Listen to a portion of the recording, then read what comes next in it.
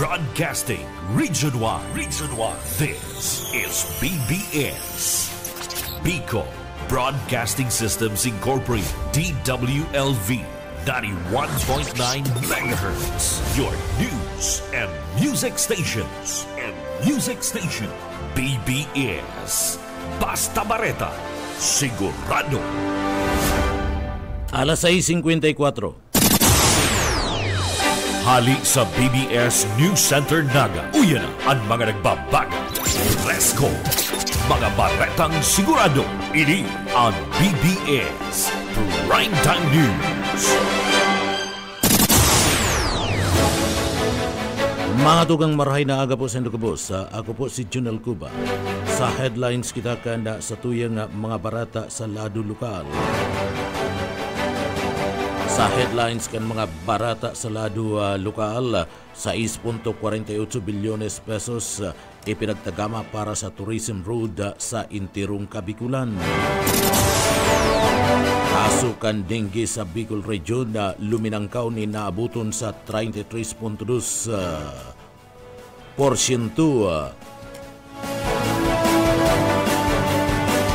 Sa iba pang pamayukan sa tuyang mga barata sa lado lokal.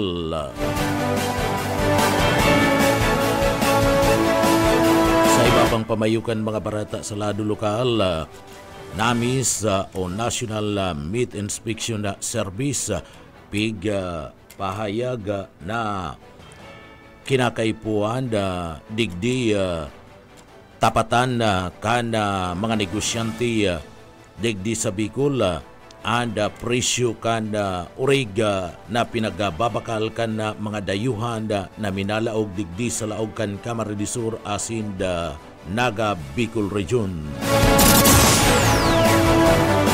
Iba pa nga pamayukan na mga barata sa lado lokal.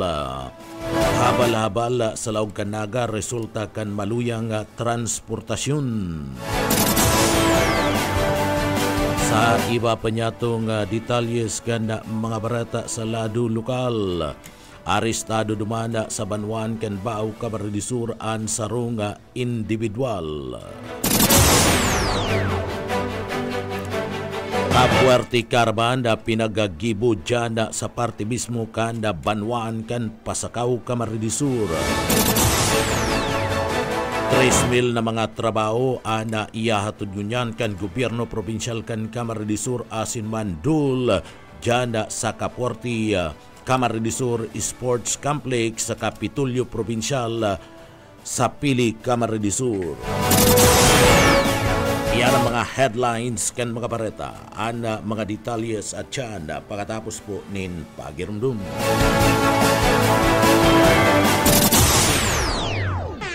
Ano po ang dahilan ninyo? Bakit napili ninyo ang iBerry at hanggang ngayon ay patuloy nyo pa rin pong iniinom? Ako po kasi may diabetes. Nasubukan ko po mga 6 months na dahil sa mata kong nanlalabo. Kasi sabi daw nila kapag nagka-diabetes, posibleng magka-problema sa mata. Nang nasubukan ko itong iBerry ay pagkaganda. Noong mga 1 linggo ko nang iniinom, nakatulong naman sa mata ko. Kapag may mga gawain, ay malinaw na paningin ko. Di gaya noon. Mabibili ang iBerry sa Mercury Drugstore at sa mga suking botika. Mga tugang liwata, marhay na aga po sa Indokabos. Ako po si Junel Cuba. Ngunyan sa detalyes na kitakan sa tuyang mga barata sa lado lokal. Anda kaso kan dengue sa Kabikulan luminangkaw ni naabuton sa 33.2% na kung sa inda digdi sinasabi kanda DOH luminangkaw sa 33% ang kaso kan dengue sa Bicol poon ka na Enero sa gunang Pebrero 2022 o Pebrero 22 ngunya na taon na ianda basado man sa Department of Health Center for Health Development o anda DOH CHD Bicol sa sarong press conference na pinaggibukan na sudma o minabot sa 386 ang kaso kumpara sa 258 kan nakalis na taon kung sa induang pasyente ang binawian nin buhay pinakaapektadong grupo iyo na mga aki na nag-iedad anom sa kudnang 10 anyos mantang sa kasuway na datos kanda Provincial Health Office duman sa parte kan na probinsya kan na Catanduanes o minabot sa 291 ang kaso sa probinsya gikan kan Enero sa gunang Marso 5 pinakadakul ang na-record sa Birak 88 Bagamanok 51 asin na Sabato 32 basado yan kay Engineer Leo Armand Gapas Dengue Program Coordinator kan PHO. Dai man ini dapat na ikalarma ninulit na mayo manin clustering kan mga kaso kaya mayo nin outbreak sa ngunyan. Padagos man ang kampanya kan DOH sa laban sa dengue sa pagiman kan pinagaapod na 4S strategy suyudon at sina rauton ana pig susugukan kan na mga namuk sa dirimanda na kung sain protektaran kinakaipuan na magkonsulta tulos sa parte mismo kanda mga doktor asin na suportaran ang paging kapag igwan ni na banta nin outbreak. Pinagapagirumdom ang publiko na tulos na magapailing sa doktor kung may mga simptomas kan dengue tangani man na maiwasan ang grabing komplikasyon. Sa iba pa nga detalyes kanda sa tuya pa nga mga barata pa kita sa lado lokal. Sa iba pa niya itong detalyes kunyan kanda sa tuya pa nga mga barata sa lado lokal. 14 kaso nin pang-abuso nin na mga kababaihan na i-record sa parte mismo kanda siyudad Canaga ngunya na taon. Ngunya na bulan kan Marso, pigsisilibrar ang pinagsasabing bulan kan mga kababaihan o ang pinag-aapod na Women's Month. Tampok sa sinambit ng selebrasyon ang pagpadangat sa mga kababaihan asin man na pagproteher sa saindang mga kontra sa mga pang-aabuso. Sa siyudad Canaga, nakarehistro ning 14 kaso nin pang-aabuso sa mga kababaihan. Ngunyan na taon anong digdi ana na i-record sa bulan kan Enero asin na waluman sa bulan kan Pebrero.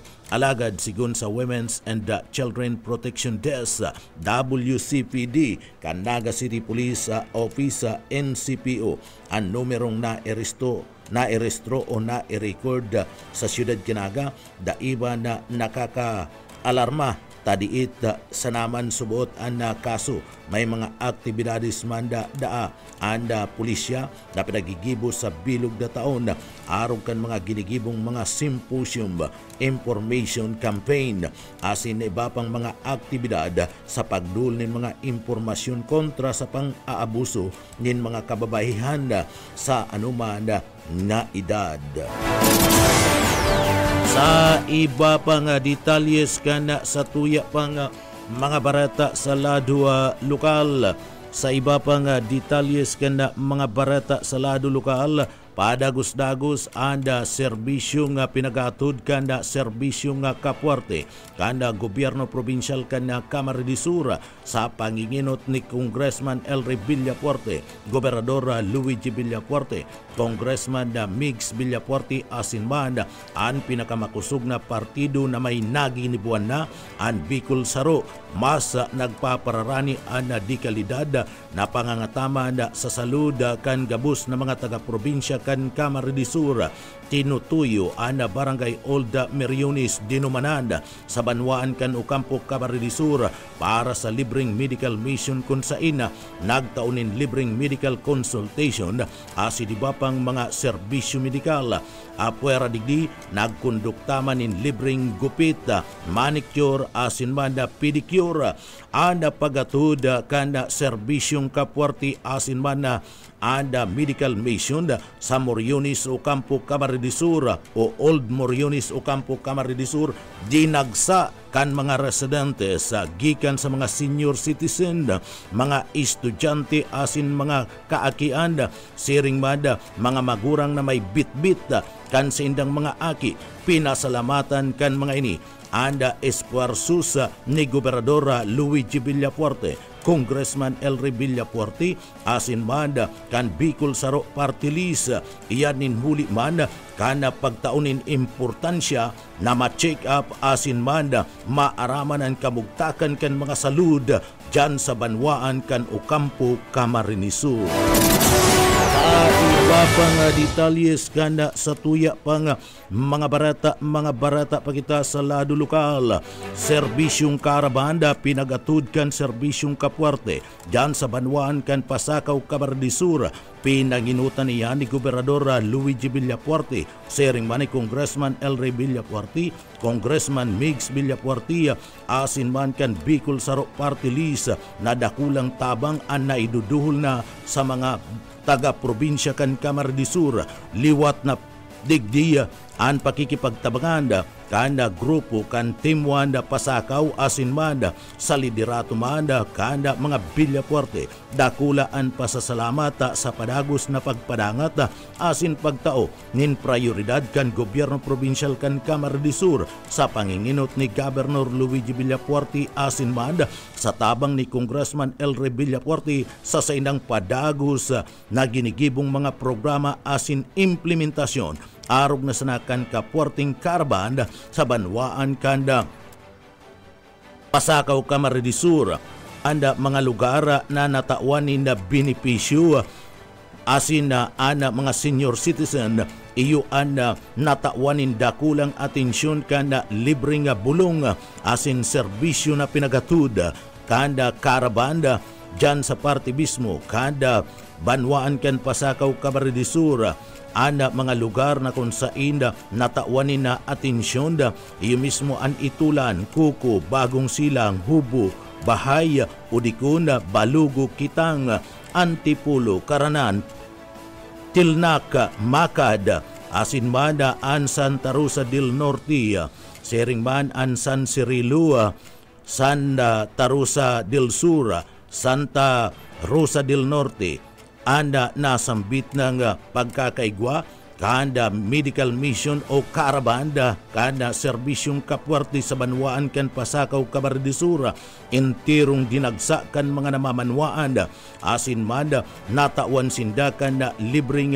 check up libreng bulong gabot nin ngipon asin ibapa mientras tanto sa katakod na aktibidad na iniya na kung sa ina nagtaunin libreng bulong asin libreng tubig iyo an oportunidad na ana gabus na tagaduman sa banwan ken Pasakaw maka-aprobitsar nin baratong bagas sa kantidad na 33 pesos an kada kilo nagpasiring nagpasiring an mga ini dumanda sa parte kan na Kapuerte Cover Court kung sa ina digdiya mismo pinagagibo anda nasambit na nga okasyon sa tabang kan gobyerno probinsyal kan Camarines Sur asin kan pamilya Villafuerte nagpasalamat ang mga residentes sa biyaya asin mga programa na pinagtutulod kan pamilya Villafuerte urog na ang serbisyong Kapuerte na ang sindang sabi Kapuerte talaga. Iba pang detalyes kanda sa tuya pang mga barata sa lado lokal. DOST Bicol nagkondukta ni natural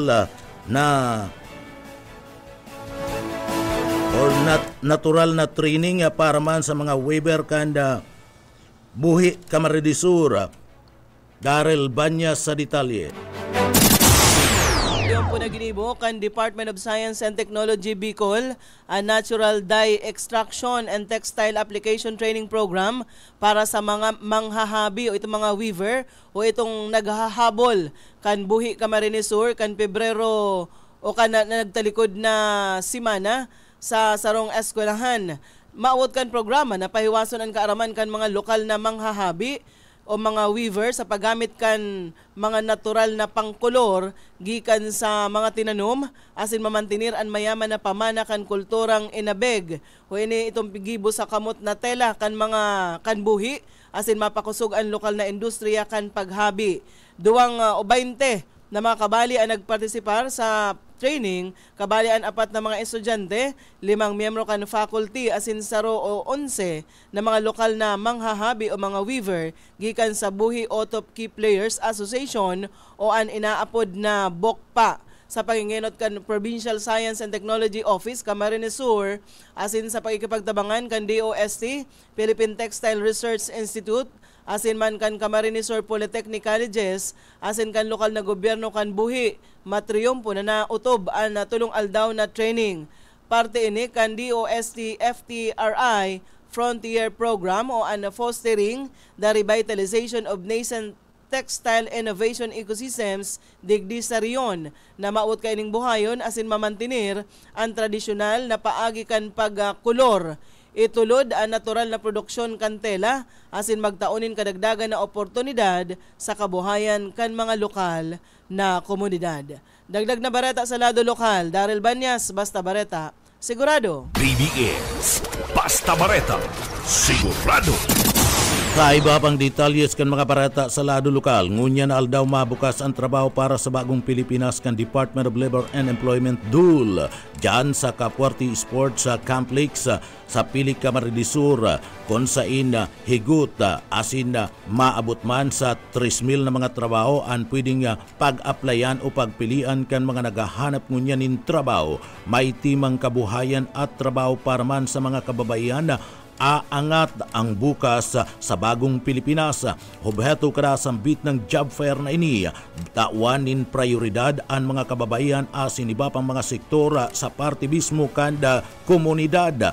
Inahatodian kan Department of Labor asin sa pagtatarbangan ninda Governor Luigi Villapuerte, Congressman Migs Villapuerte, Congressman Elry Villapuerte asin ang pinakapaskusog asin may naginibuhan na Party List and Bicol Saro Party List. May 35 kumpirmadong mga employer gikan sa manlaylay ng mga industriya. Kabali na ang BPO, transportasyon, turismo, construction, nagkapirang mga trabaho na pinag-aalok asin man customer service representative, cashier, driver, service crew, HR, associate, accounting staff asin financial analyst. Sigun sa DUL Bicol na si Regional Director Imelda F.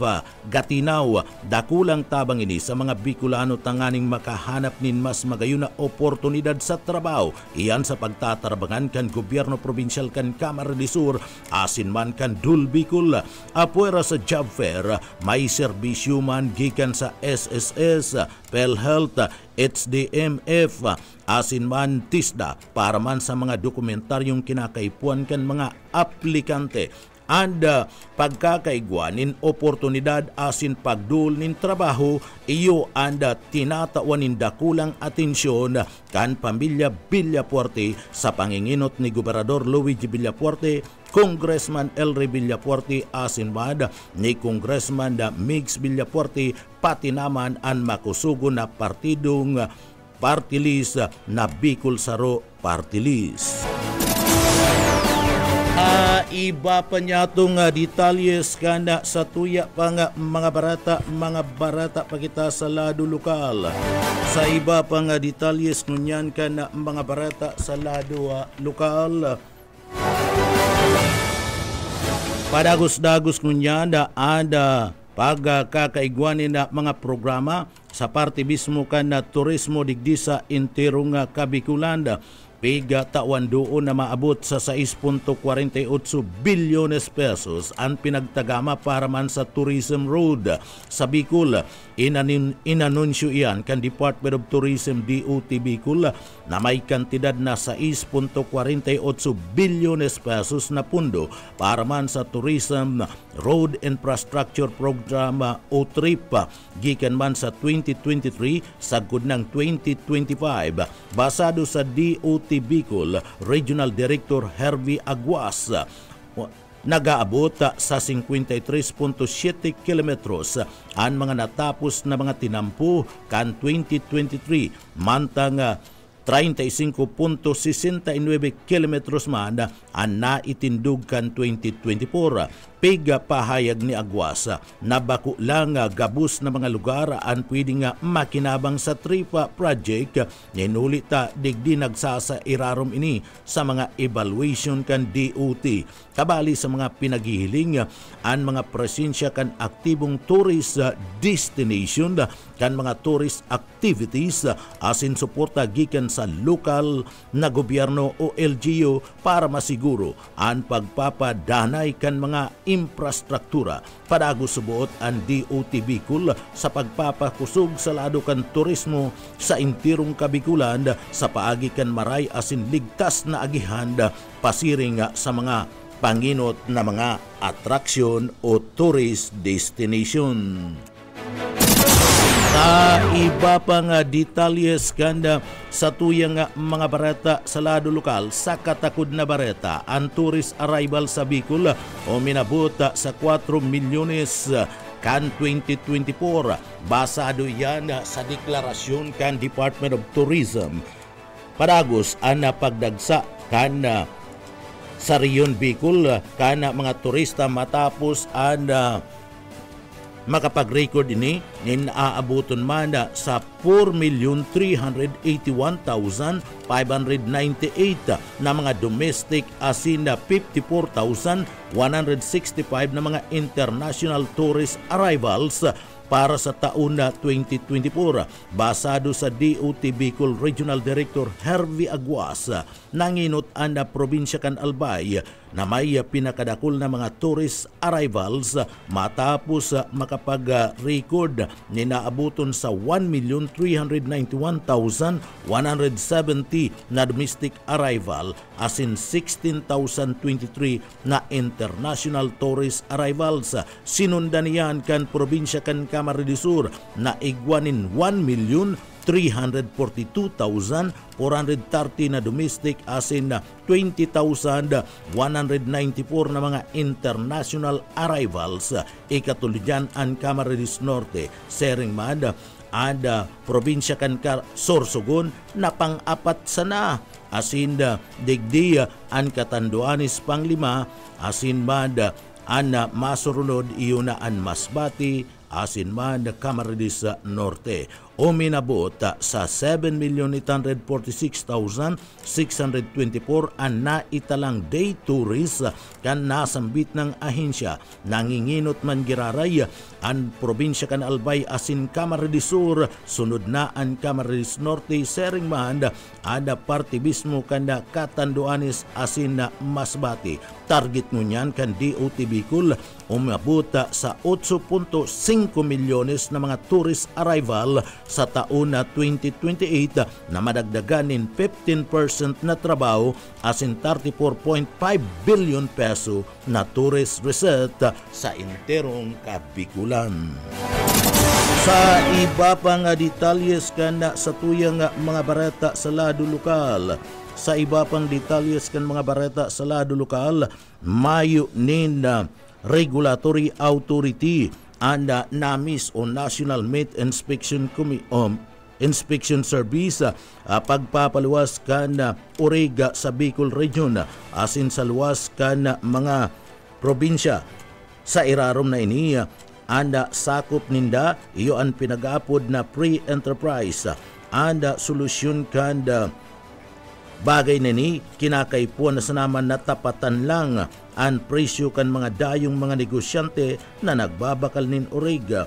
Makukontrol sana ang pagbakal kan mga Orega sa luwas sa Bicol asin sa probinsya kung igwakan pinag-aapod na price ceiling na dapat tapatan ang mga presyo kan mga dayuan ng mga parabakal nin Orega na hali duman sa partibismo kanda Metro Manila na minalaog digdi sa partibismo kanda Bicol na iyo nagiging problema kana mga paratinda nin karne sa merkado kan kakulangan kan nababakal na mga orig. Uya ang parte kan mga pahayag ni Director Alex Templonuevo kan National Meat Inspection Service kan Bicol. Actually po, permiyan na tuwing may shortage po kita ng mababakal na orig or shortage ng karne, permi pong naabot ang NMIS tungkol dyan, ano? But to tell you frankly po, mayo po kaming regulatory authority when it comes po dyan sa pagpaluwas, sa kang urig sa outside kang Bicol region o outside kang probinsya. Yan po ay sabi nga nasa pre-enterprise po yan. Ang sabi kayan is dapat kung araw po kayan, tapatan kang presyo at unless po may price ceiling, saka lang po siguro makokontrol yan. But then on the part of NMIS, it is more of lang po kami regulatory on meat, sa safety kang meat ang samuyang function po. Artikan mga pahayag ni Director Alex Templo Nuevo kanda National Meat Inspection Service kanda Bicol. Sangon niya, nigwapanin mga lugar sa laog kan probinsya kan Camarines Sur an padagos na pinagmumonitor kan namis partikular na edtong mga hog raiser o mga hog farm maging ang mga hog backyard. Alagad, piglinaw ni Direktor Templo Nuevo na an sa inda sa naman na sakop iyo and artibismo kan kalinigan kan mga slaughterhouse orog na kun igwanin mga urig na pigdara asin na naibuno sa slaughterhouse na apektado ka na African swine fever. Kabali na ana mga karni na pinagbibinta sa mga talipapa na pigbubuno sa naman sa saindang mga backyard. Uya si Direktor Alex Templo Nuevo kana Namis Bicol. Actually, pa po kitang mga kiniklear kami po kaya ang permilang ning jurisdiction is ang clinical cases if ever igwa po sa slaughterhouse. Although sige ang enforcement kan sa kuyang mga enforcement team, ang problema ta po kaya is kaya naging-lingering ang sa tuyang ASF is ang mga farmers po dahil na po nagre-report kang kaso. Minsan po binubuno na lang. Isipon ta po na ang sarong urig na may ASF at binuno. 10 lang katao ang magbakal kayan. Mabilison po bagang spread within pirang aldaw lang po yan. Iguana kita kayan. And high 100% mortality po ang nangyayari. So, yan po ang satuyang risk niyan. Itong mga dahil nagre-report po, lalo na sa farmer. So, na-move o ang jurisdiction ng satuyang karne, may binibentang buhay pa, and then ang si iba binuno sa harong, iba bariwas. Yun po, ito ang mga nagiging problema ta sa ASF. So, Artikan mga pahayag ni Alex Templo Nuevo and Direktor kan Namis sa Bicol. Pagpahayag ni DepEd Regional Director Dr. Gilbert Sadsad Bicol na kanakalis na taon igwa na sindang pigpalwas na memorandum sa mga eskwelahan kung ano ang dapat nagibuhon kung nalangkaw ang heat index sa sindang mga lugar. Araw ka nangyari duman sa Banwaan kan Pilik Camarines Sur. Ipinagapahayag kaniya na ang mga principal, ang mga head of school, iyon na ang mapaluwas nin desisyon kung ano ang dapat nagibuhon sa oras na nakakamati kan pinagapod na heat index sa saindang mga lugar. O yan parte kan mga pahayag ni Direktor Gilbert Sadsad kan DepEd sa Bicol. Yes, thank you very much. Honestly, last year we already issued memorandum on what to do para sa kung halangkaw ang heat index sa indang mga lugar. Ngunyan nag-follow up kitang memorandum sa mga schools, mga divisions kung ano ang gigibuhon. Inot po, kaiman kita pwedeng mag-suspend generally kang classes ta ang heat index makuman po pare-parehas sa sarong lugar.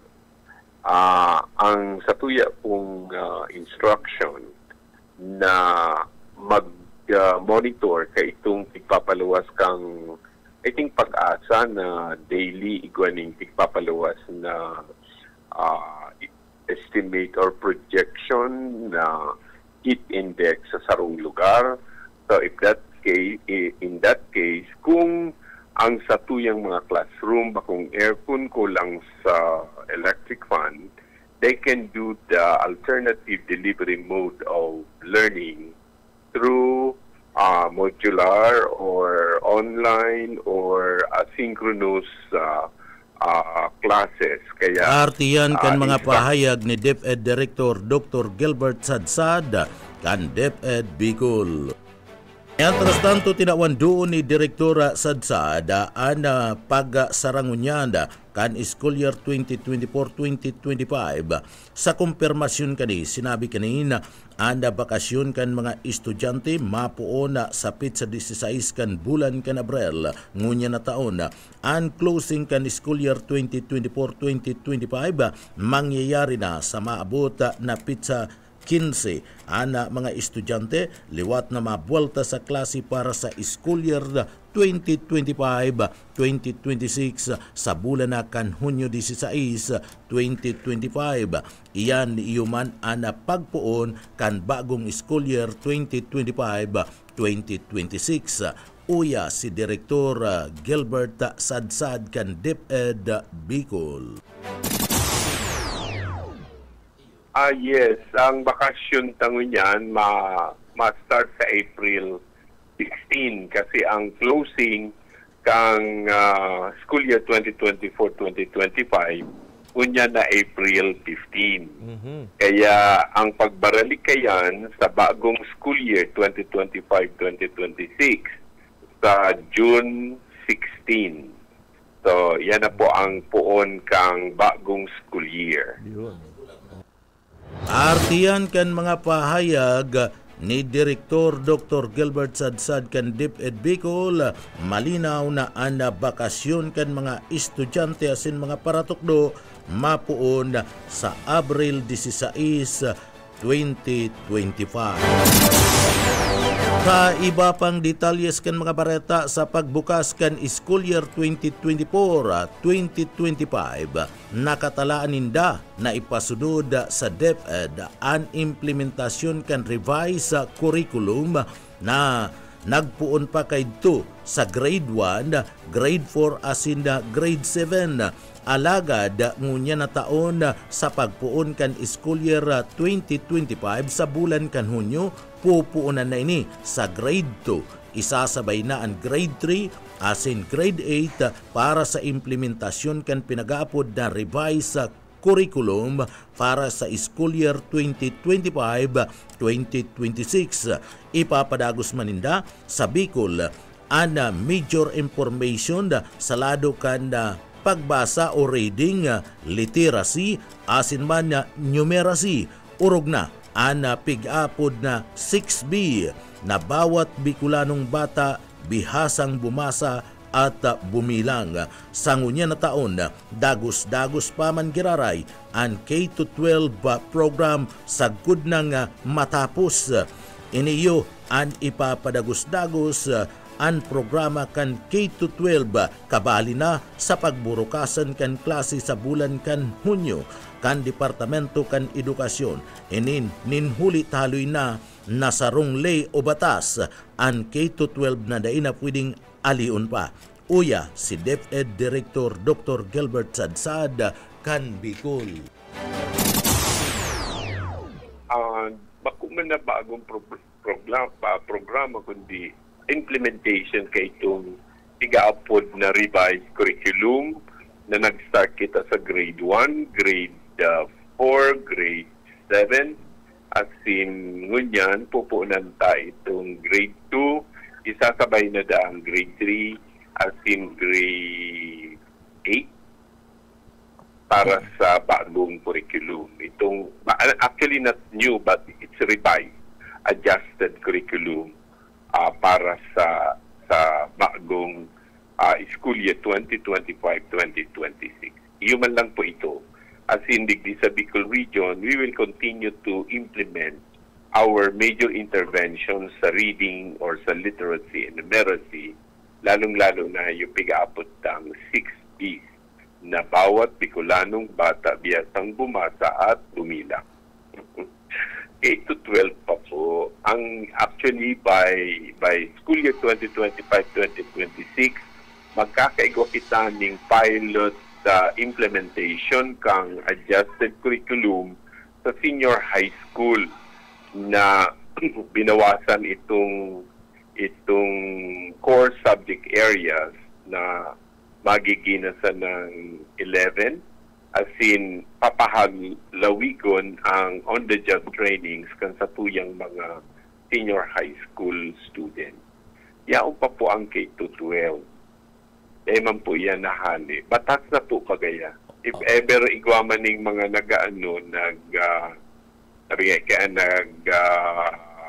pa-file ng bill, dahil man pigahali ang senior high school. Artiyan kan mga pahayag ni Direktor Dr. Gilbert Sadsad kan DepEd Bicol.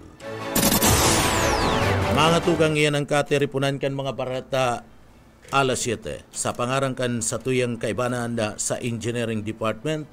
Yaon dyan si Sir Stephen Pabis asin man po ang sinong para barata si Junel Cuba. Mabalos kan sa pong pagantabay, mapasatuya pulugudad biyaya, patin, bendisyon kan mala Diyos. Basta barata, sigurado.